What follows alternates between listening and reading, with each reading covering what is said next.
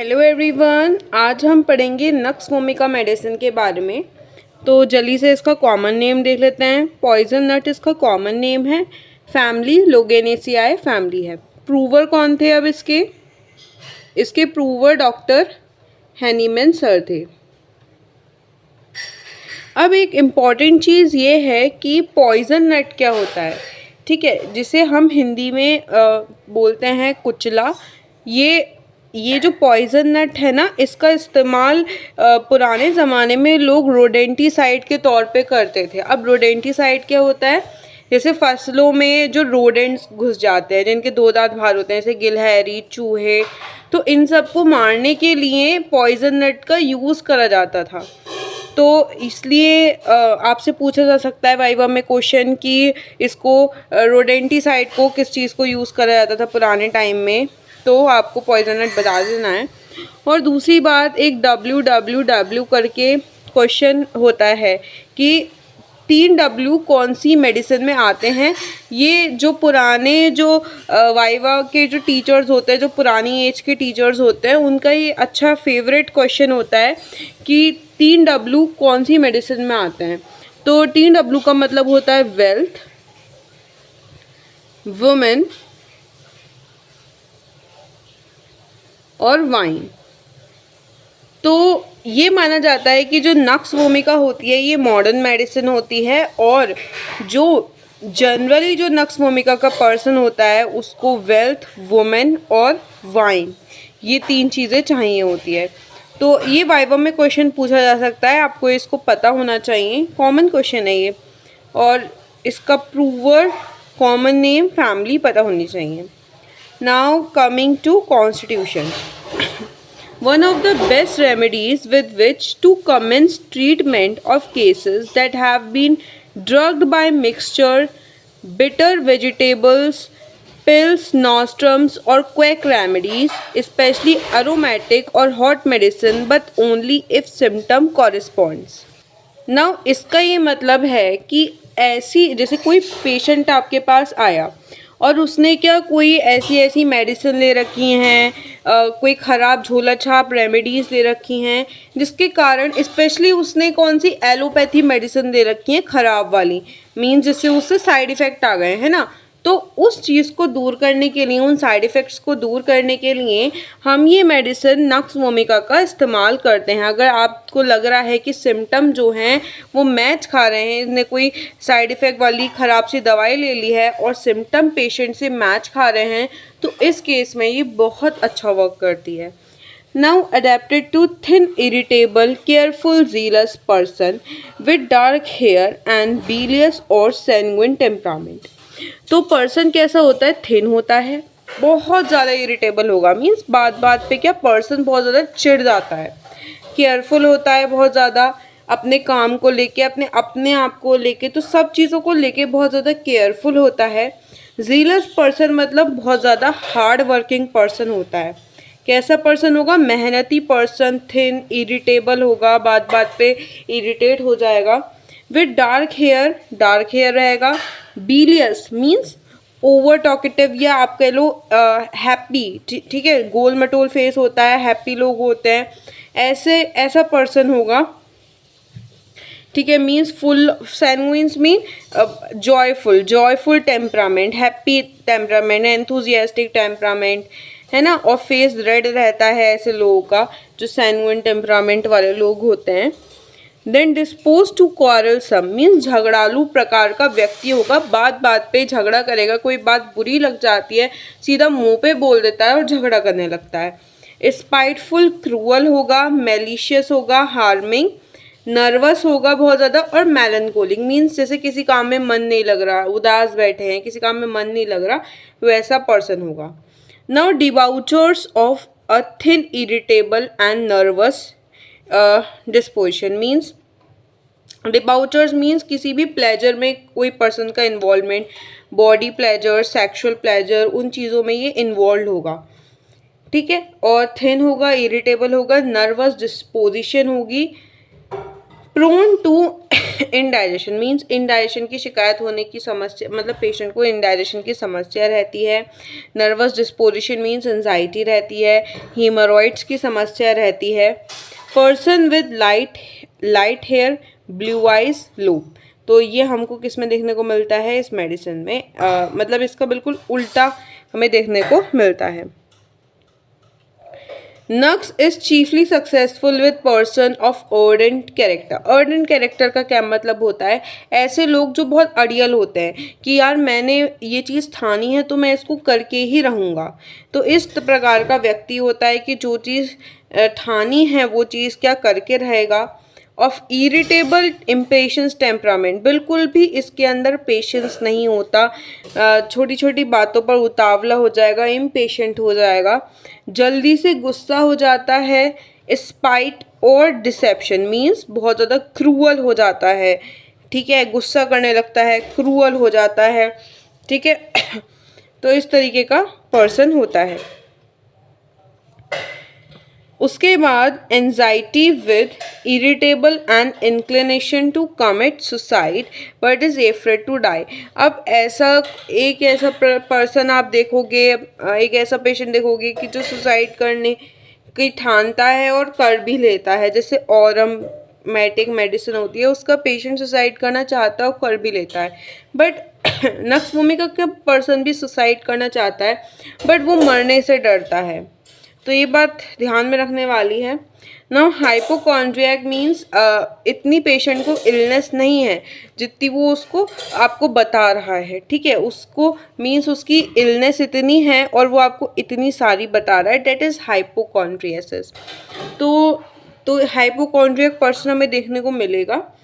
फिर literally studious person हमें देखने को मिलेगा, मीन्स बहुत पढ़ाई लिखाई करने वाले पर्सन। जैसे आजकल की लाइफ हो गई है कि लोग लैपटॉप वर्क करते रहते हैं, ठीक है, इतने कंप्यूटर्स पे पूरे दिन काम करते रहते हैं। और जैसे आज का मॉडर्न ज़माना है कि लोगों को एक्सरसाइज करने का टाइम नहीं मिलता, तो वही नक्स वोमिका का पेशेंट होता है।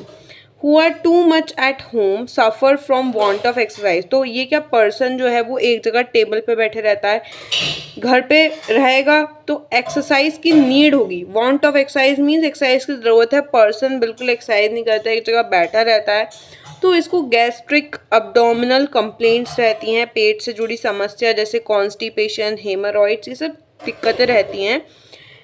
एंड कॉस्टिवनेस मीन्स पेशेंट को कॉन्स्टिपेशन रहती है, कॉन्स्टिपेटेड रहता है, स्पेशली इन ड्रंकर्स। और ऐसे लोग जिनमें अल्कोहल के कारण कॉन्स्टिपेशन है, बहुत ज़्यादा अल्कोहल लेते हैं एंड कॉन्स्टिपेशन है, तो उनमें ये हम सोचते हैं नक्स वोमिका देने का। Now coming to the mental generals, person who are very particular, ऐसे पर्सन जो बहुत ज़्यादा पर्टिकुलर केयरफुल रहते हैं, but incline to become easily excited और एंगर्ड मीन्स किसी भी बात पर बहुत जल्दी से एक्साइट हो जाएंगे या छोटी छोटी बातों पर एकदम से गुस्सा हो जाएंगे। आपने कुछ कह दिया, ठीक है, जो बात उन्हें बुरी लग गई तो एकदम से गुस्सा हो जाएंगे, या कोई भी चीज़ उन्हें दे दी काम करने के लिए आपने, तो एकदम से एक्साइटेड हो जाएंगे कि उसको कैसे अच्छा करना है। इस तरीके से हार्ड वर्किंग बहुत ज़्यादा होते हैं और ईजली एक्साइटेड और एंगर्ड होते हैं। Then irascible means angered and tenacious means बहुत ज़्यादा डिटरमाइंड होते हैं, जो ठान लिया वो करेंगे। Now coming to the physical generals, हमें bad effects of coffee, tobacco, alcoholic stimulants इनमें देखने को मिलता है। हाईली स्पाइस्ड और सीजनड फूड खाने से मीन्स बहुत मिर्च मसाला खाने के कारण इनको बैड इफ़ेक्ट्स हो सकते हैं, ठीक है, ज़्यादा खाने के कारण हो सकते हैं। Long continued mental over exertion means बहुत साल हो गए मेंटल वर्क ही करते रहते हैं, है ना, कंप्यूटर में लगे रहते हैं, लैपटॉप में लगे रहते हैं, पढ़ाई में लगे रहते हैं, है ना, तो उसके बैड इफ़ेक्ट्स अगर पर्सन में आ रहे हैं। फिर सेडेंट्री हैबिट्स मीन्स बिल्कुल भी लेज़ी वाली लाइफ है, एक्सरसाइज नहीं करते, बैठे रहते हैं एक जगह, that is sedentary habits. Then अब पूरे टाइम इतना ज़्यादा फोकस्ड रहता है नक्स वोमिका का पर्सन अपने काम के प्रति, सब चीज़ों के प्रति, कि इसकी नींद भी पूरी नहीं हो पाती, तो लॉस ऑफ स्लीप हमें देखने को मिलता है। देन एरोमेटिक और पेटेंट मेडिसिन के जो इफ़ेक्ट्स हैं कि अंग्रेज़ी दवाइयाँ ली हैं पेशेंट ने और उसके बाद क्या उसको बैड इफ़ेक्ट्स आना शुरू हो गए पेशेंट को, है ना, तो उस केस में भी हम यूज़ करते हैं सिटिंग ऑन कोल्ड स्टोन्स। अब क्या पर्सन ठंडे, ऐसे कोई बच्चा है ना, वो ठंडे फर्श पे घूम रहा है और घूमने के बाद क्या उसे निमोनिया हो गया या कोई और डिजीज़ हो गई, तो ठंडे स्टोन्स, कोल्ड स्टोन्स पे बैठने के बाद कोई एलिमेंट आ रहा है तो उस केस में हम दे सकते हैं स्पेशली इन वार्म वेदर। और अगर वार्म वेदर में पर्सन को कोल्ड में चलने से दिक्कत आ गई, कोल्ड स्टोन्स पे चलने से दिक्कत आ गई है, देन हम ये मेडिसिन सोच सकते हैं। Then the person is over sensitive to external impression, means person बहुत ज़्यादा सेंसिटिव है, इसको नॉइस बर्दाश्त नहीं है, ऑर्डर्स, किसी भी प्रकार की स्मेल बर्दाश्त नहीं है, बहुत फोकस्ड है, तो इसका फोकस डगमगाएगा जब नॉइज़ होगी, तो ऑर्डर मतलब किसी प्रकार की स्मेल आएगी। तो लाइट या म्यूज़िक के लिए हाईली सेंसिटिव है। Trifling elements are unbearable. Trifling elements means छोटे छोटे, इसको कोई छोटी भी समस्या हो जाएगी तो वो भी इससे बर्दाश्त नहीं होती।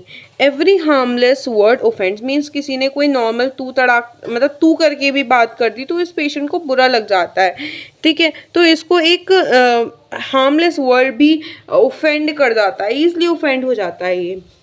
Then pains are tingling, sticking, hard, aching, worse from the motion and contact. तो tingling, sticking, tingling means जैसे झुनझुनी काट रही है, गुदगुदी सी हो रही है, उस तरीके का पेन होता है। स्टिकिंग पेन होता है, ठीक है। उसके बाद हार्ड, एकिंग, बहुत मतलब पूरे टाइम में कोई चीज़ दर्द करे जा रही है। मोशन चलने फिरने से और कॉन्टेक्ट से मीन्स टच करने से इसकी दिक्कतें बढ़ जाती हैं। टेंडेंसी टू फेंट, तो पर्सन में बेहोश होने की टेंडेंसी रहती है। कोई भी स्मेल से के लिए सेंसिटिव है। मॉर्निंग में फेंट होने की टेंडेंसी रहती है। ईटिंग के बाद पेशेंट को दिक्कत आती है और लेबर पेन के बाद पेशेंट को दिक्कत आती है। Can not keep from falling asleep in the evening while sitting और reading hours before bed time, तो क्या पर्सन सोने से पहले जैसे पढ़ाई कर रहा होता है शाम के वक्त में, तो पर्सन अब जो शाम को पढ़ते पढ़ते क्या सो जाता है, फिर जब इतना जल्दी सो जाएगा तो उठता है 3-4 बजे मॉर्निंग में, है ना, 3-4 बजे AM, 3-4 बजे उठता है। उसके बाद false into a dreamy sleep, और क्या हो सकता है दूसरा केस हमें क्या देखने को मिल सकता है, falls into a dreamy sleep at daybreak from which he is to around, mean जैसे दोपहर में लोग सोते हैं ना, तो उस टाइम पे ये पर्सन बहुत गहरी स्लीप में सो जाता है, मतलब बहुत सपनों वाली स्लीप में सो जाता है जिसमें बहुत सपने आते हैं इसको, और इसको जगाना बहुत मुश्किल हो जाता है। And then feels tired and weak, उसके बाद जैसे दोपहर में सो गया, डे ब्रेक में सो गया, उसके बाद इसको बहुत सपने आ रहे हैं सोते हुए, और फिर जगाना मुश्किल हो जाता है और उठने के बाद ही बहुत ज़्यादा थका हुआ और कमज़ोर महसूस करता है। नाउ कैट्रा, कैट्रा का क्या मतलब होता है कि बलगम होता है, बहुत ज़्यादा म्यूकस आ रहा है, दैट इज़ कैट्रा, बहुत ज़्यादा म्यूकस आ रहा है। देन स्नफल्स ऑफ इन्फेंट, जैसे आप देखोगे कि बच्चों में ज़ुकाम रहता है तो क्या उनकी आवाज़, नेज़ल ब्रीदिंग की आवाज़ आपको सुनाई देती है, दैट इज़ स्नफल्स, तो वो हमें देखने को मिलता है बच्चों में। कोराइज़ा मतलब ज़ुकाम की शिकायत देखने को मिलेगी। ड्राई एट नाइट, तो रात में क्या सूखा ज़ुकाम होता है, और दिन के वक्त कैसा बहने लगता है ज़ुकाम। फिर वार्म रूम में क्या बढ़ जाता है और कोल्ड एयर में कम हो जाता है। From sitting in cold places on cold steps, अब जैसे कोल्ड ठंडी जगहों पे बैठने से ठंडे स्टेप्स पर भी क्या इसकी दिक्कत कम हो जाएगी। Now gastrointestinal system, that is very important. Eructations means डकार, है ना, तो डकार इसको कैसी आएंगी, खट्टी कड़वी डकारें आएंगी। नॉजिया मीन्स जी घबराना महसूस होगा। एंड वॉमिटिंग एवरी मॉर्निंग, तो हर सुबह पर्सन का बहुत ज़्यादा जी घबराता है, उसको वॉमिटिंग फील होती है। और with depression of spirits means बहुत ज़्यादा वीकनेस पर्सन फील करेगा, और स्पेशली खाना खाने के बाद पर्सन को डकारें आती हैं, खट्टी कड़वी डकारें। Then nausea constant after eating in the morning, अब पेशेंट ने क्या खाना खा लिया सुबह में, उसके बाद पेशेंट को लगातार कॉन्टिन्यू उसका जी घबराने लगेगा। स्मोक करने के बाद उसको नॉजिया हो जाता है, और मतलब इतना ज़्यादा नॉजिया होता है कि पर्सन फील करता है if I could only vomit I would be so much better, means अगर पर्सन वॉमिट कर पाए तो उसको बहुत ज़्यादा रिलीफ मिल जाए, बट पर्सन को वॉमिट नहीं आ रही होती, बस नोजिया नोजिया लग रहा होता है, तो बहुत दिक्कत हो जाती है। स्टमक प्रेशर एन आवर और 2 after eating as from stone. ऐसा लगता है बहुत ज़्यादा कोई पत्थर रख दिया है, ऐसे स्टमक पे इसको प्रेशर फील होता है खाना खाने के 1-2 घंटे बाद, जैसे कोई पत्थर रख दिया है ऐसा pressure. Then pyrosis, heartburn, ठीक है, पायरोसिस मतलब हार्ट बर्न हो जाता है, टाइटनेस फील होती है बहुत ज़्यादा। मस्ट लूजन क्लोथिंग, या फिर आप हार्ट बर्न कह सकते हो, या फिर आप गैस बनना कह सकते हो, एसिडिटी कह सकते हो, वो समस्या पेशेंट में रहती हैं। टाइट फील करता है, ठीक है, जैसे पेट कहते हैं ना, पेट बहुत ज़्यादा फूला है, that is tightness type feeling आ रही है। मस्ट लूजन क्लोथ, तो इसको अपना जो क्लोथ है उसको लूजन करना पड़ता है। Can not use mind for 2 और 3 आवर्स आफ्टर अ मील, अपना दिमाग यूज़ नहीं कर पाता खाना खाने के बाद, बिकॉज पर्सन को दिक्कत ही इतनी रह रही है कि वो क्या ही माइंड का यूज़ करेगा। स्लीपी आफ्टर डिनर, तो डिनर करने के बाद उसको स्लीपी स्लीपी महसूस होता है, बिकॉज अभी हमने देखा था पर्सन को लॉस ऑफ स्लीप, नींद पूरी नहीं हो पा रही है पर्सन को, तो ये बहुत इंपॉर्टेंट रूब्रिक है कि पर्सन की नींद पूरी नहीं हो पा रही है। तो सिंपल है, डिनर करने के बाद उसको स्लीपी महसूस होगा। तो उसके बाद हमें देखने को मिलता है फ्रॉम एंजाइटी, वरी, ब्रेंडी, तो पेशेंट को स्टमक में इफ़ेक्ट्स आ सकते हैं, बैड इफ़ेक्ट्स किसी भी चिंता के कारण, एंजाइटी चिंता के कारण, परेशानी वरी के कारण, ब्रेंडी कॉफ़ी पीने के कारण, ठीक है, तो वाइन ब्रेंडी सब पी रहा है ये कॉफ़ी के कारण, ड्रग्स के कारण, नाइट वॉचिंग मीन रात में जाग रहा है उसके कारण, हाई लिविंग मीन्स जो भाई सेडेंट्री लाइफस्टाइल है, मॉडर्न लाइफ स्टाइल है उसके कारण। Then constipation with frequent unsuccessful desire, means person क्या बार बार जाता है वॉशरूम बट पर्सन को स्टूल पास नहीं होता, बहुत small quantity of stool pass होता है, passing small quantity of stool means बिल्कुल भी कंप्लीट इनकम्प्लीट स्टूल यहाँ पे रहता है, ठीक है, तो आपको इनकम्प्लीट देखने को मिलेगा, इनकम्प्लीट स्टूल। तो इसका मतलब यही है कि बहुत ज़्यादा डिज़ायर क्यों बार बार वो जा रहा है, क्योंकि उसे लगा है कि अभी प्रॉपर उसका पेट साफ नहीं हुआ है, इनकम्प्लीट स्टूल है। Sensation as if not finished, frequent desire for stool, तो बार बार जाने का मन करता रहता है इसका क्योंकि पास नहीं हुआ है सही से। एंग्शियस रहता है बहुत ज़्यादा, इनइफेक्चुअल अर्जिंग रहती है, मीन्स जाता तो है, फ़ायदा नहीं होता कुछ भी, है ना। Now for a time after stool, तो जैसे ये स्टूल करके आ जाएगा तो थोड़ा सा इसको आराम महसूस होगा। इन मॉर्निंग आफ्टर राइजिंग, अब जैसे सुबह सो के उठेगा फिर जाएगा वॉशरूम तो लगेगा नहीं, पेट साफ नहीं हुआ है, डिज़ायर रहेगी। मेंटल एक्सर्शन कर लेगा उसके बाद यही चीज़ रहेगी। Then alternate constipation with diarrhoea, अब क्या पर्सन को कॉन्स्टिपेशन और डायरिया साथ में रह रहा है ना, तो हमें दोनों चीज़ें पर्सन में देखने को मिलती है कि जैसे सुबह पर्सन को डायरिया हो गया और डायरिया वन टाइम हुआ, बहुत तेज़ अर्जिंग हुई, जाना पड़ा, और फिर कॉन्स्टिपेशन हो गई, तो हमें ऑल्टरनेट, और ये चीज़ बहुत टाइम से रिपीट हो रही है, तो ऑल्टरनेट डायरिया एंड कॉन्स्टिपेशन देखने को मिलता है। In person who have taken purgatives all their lives, means ये पर्सन को क्या कॉन्स्टिपेशन रह रहा है, तो सेडेंट्री लाइफस्टाइल की वजह से तो पर्सन क्या करता है, परगेटिव्स ले लेता है, मीन्स जो दस्त लाने वाली दवा होती हैं, है ना, जो अंग्रेज़ी दवा होती हैं जिससे कि पेट साफ हो जाता है, तो वो चीज़ लेके ये खुद को वो दवाइयाँ लेता है जिसके कारण इसको स्टूल आ जाए, तो इसमें हमें ऑल्टरनेट डायरिया विथ कॉन्स्टिपेशन देखने को मिलता है।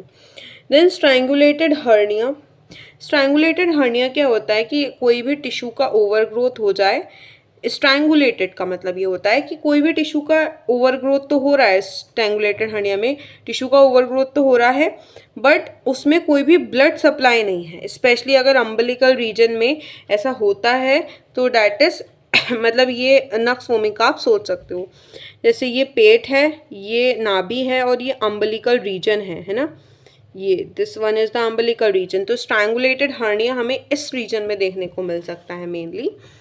Then coming to the menses, so हमें देखने को मिलता है बहुत जल्दी हो जाते हैं, बहुत प्रोफ्यूज, बहुत ज़्यादा मात्रा में होते हैं, लंबे टाइम तक रहते हैं, बहुत बहुत दिनों तक, है ना, with complaints at onset and remaining after. तो क्या जो लेडी है उसको स्टार्टिंग में मीन्स जो मेंसेस स्टार्ट होंगे तब दिक्कत रहेगी और ख़त्म होंगे तब दिक्कत हो जाएगी। तो ड्यूरिंग नहीं रहती, स्टार्टिंग और एंडिंग में रहती है। एवरी 2 वीक्स, तो हर 2 हफ्ते बाद क्या लेडी को मेंसेस आ जाते हैं, इरेगुलर रहते हैं, कभी भी राइट टाइम पे नहीं आते। स्टूपिंग एंड स्टार्टिंग अगेन तो लेडी ऐसे झुकती है, ठीक है, उसको होने लगते हैं मेंसेस, स्टार्ट हो जाते हैं झुकने से। During and after of old symptom, देखो तो क्या इसको क्या होता है कि ओल्ड सिम्टम जो हैं, जैसे जब जब पीरियड्स चल रहे होते हैं या पीरियड्स के ठीक बाद इसके जो पुराने सिम्टम्स थे ना वो लौट के आ जाते हैं, वो एग्रावेट हो सकते हैं। ये चीज़ भी हमें देखने को मिल सकती है। देन लेबर पेन्स वायलेंट, बहुत ज़्यादा वायलेंट होते हैं, स्पाज्मोडिक होते हैं, कॉजिंग अर्ज टू स्टूल। अब लेबर पेन के दौरान क्या होता है, लेडी को अर्जिंग रहती है स्टूल की, ठीक है, और टू यूरिनेट, या तो उसको स्टूल करने का अर्ज रहेगा या फिर उसको यूरिनेशन, यूरिन आ रहा होगा। इन बैक, तो बैक में क्या पेन ज़्यादा रह रहा है।